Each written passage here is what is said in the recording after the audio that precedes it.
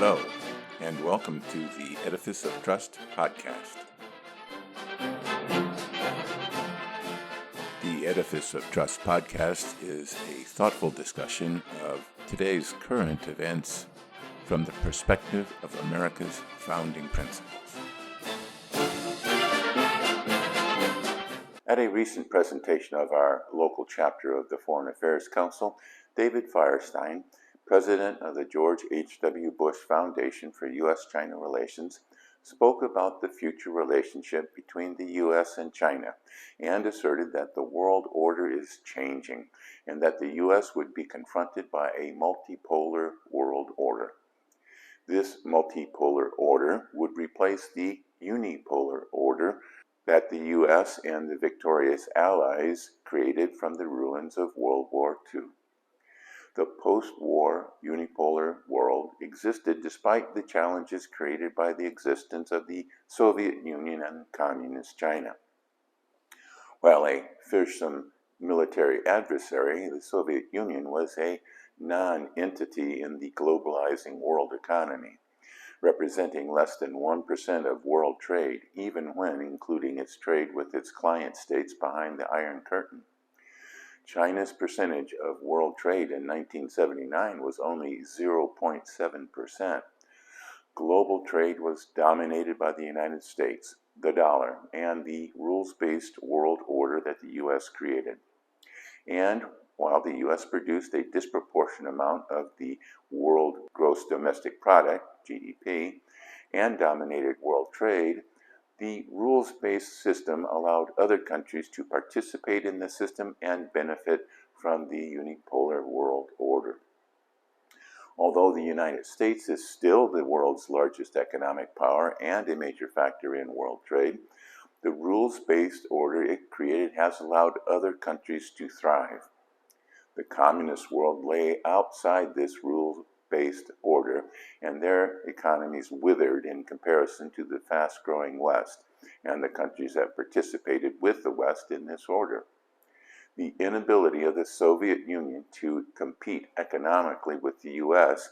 led eventually to its collapse in 1991.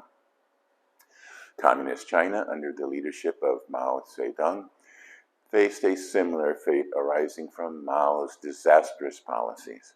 But after Mao's death, Deng Xiaoping led a transformation of China away from the ruinous economic policies of Marxist-Leninist communism. Adopting a form of state capitalism has propelled China to become the second largest economy in the world and has lifted hundreds of millions of people out of communist-imposed poverty. However, Communist China was also following Deng Xiaoping's advice to, quote, hide our capacities and bide our time. The U.S. had hoped that opening up the economy and becoming wealthier would motivate China to also open up politically, to become more democratic, and to join the Western nations in the rules-based global order. That did not happen. The Communist Party of China continued to maintain control, if less overtly than before. But this policy created problems, as I pointed out in my podcast, Xi's Dilemma, published September 17, 2019. State capitalism, also called crony capitalism, is inherently corrupt, as the bureaucrats control the dispensation of government favors that create great wealth for those with access. In addition, newly wealthy entrepreneurs and increasingly cosmopolitan young people began to exert their desire for freedom, while the CPC remained behind the scenes. Chinese President Xi Jinping felt that he had to act, and he did. The CPC has emerged from behind the veil to assume its former prominence as the ultimate power in the country. Wealthy entrepreneurs such as Jack Ma had disappeared, only to reappear chastened and contrite, if they reappear at all. And President Xi also believed it was time to put aside Deng Xiaoping's advice, which was only intended to be used temporarily anyway, At the 19th National People's Congress in 2017, term limits on Xi Jinping's hold on the presidency were eliminated. Xi Jinping thought was raised to the level of Mao Zedong thought, and the 19th Party Congress instituted the most extensive reforms since Deng Xiaoping, citing a new era of socialism with Chinese characteristics. As I noted in my podcast, Beating Drums and Clanging Gongs, published May 18, 2018. The Chinese have decided that the policy of biding their time is over, and they are now moving to establish their place as a world power. Russian President Vladimir Putin has never really accepted the Soviet Union's fall from its position as a world power and is trying to resurrect the Tsarist and then Soviet Eurasian Empire. As I noted in my podcast, The Difference Between Lying and Delusion, published June 29, 2023. Russia aspires to be the superpower it once was, but is more likely to be a regional power and a client state of China. Other countries also aspire to at least regional dominance, as Mr. Firestein noted in his talk. These include India, Iran, and Brazil, among others. Strangely, it is the West that seems ambivalent about being a superpower. The European Union may desire to be a commercial superpower, but it seems unwilling to make the sacrifices necessary to be a true superpower, which includes both hard and soft power. The big question is, does the United States want to continue to be a superpower? There are factions in both the major parties that would be content for the U.S. to relinquish that goal. Ponder that while you watch a brief message. Don't forget that my Edifice of Trust books, Principled Policy, Edifice of Trust 2nd edition, In Defense of Principle, and The People's God are available on Amazon, Barnes & Noble, and iBooks. Thank you. Welcome back.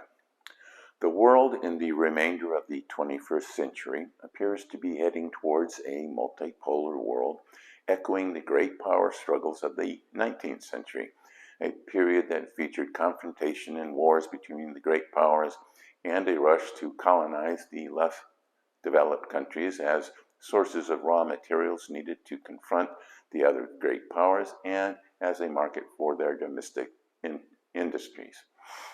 Recolonization is unlikely, especially since some of the rising powers were former colonies. But each great power will have a swarm of client states in their desired sphere of influence. Many wars and conflicts will arise in the struggle to hold on to these client states and prevent them from defecting to another great power. The war in Ukraine is a prime example of this type of conflict.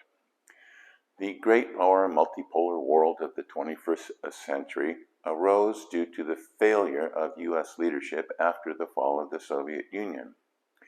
As America basked in the glory of its position as the sole superpower, our politicians thought the Washington consensus of democracy and free markets within a rules-based world order was so obviously beneficial to everyone on the planet that no effort to assure the success of this concept was necessary.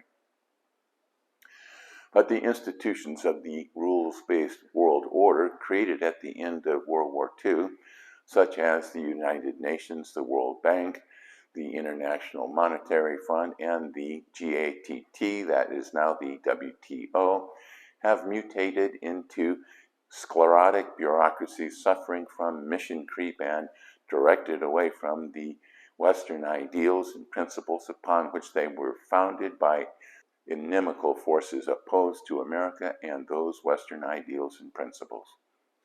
That is how China and Cuba came to be on the UN Human Rights Council, and a Chinese police official became the president of Interpol, along with a Russian vice president. The ignominious abandonment of Afghanistan is proof that America has lost its taste for war, but our leaders seem oblivious to the fact that the best way to avoid war is to be prepared for war. America is more concerned about transgender women powerlifters than invasions of neighboring countries, more concerned about climate change arising from your gas stove than the hundreds of new coal-fired power plants in China and India, more concerned about teachers' pensions than well-educated children.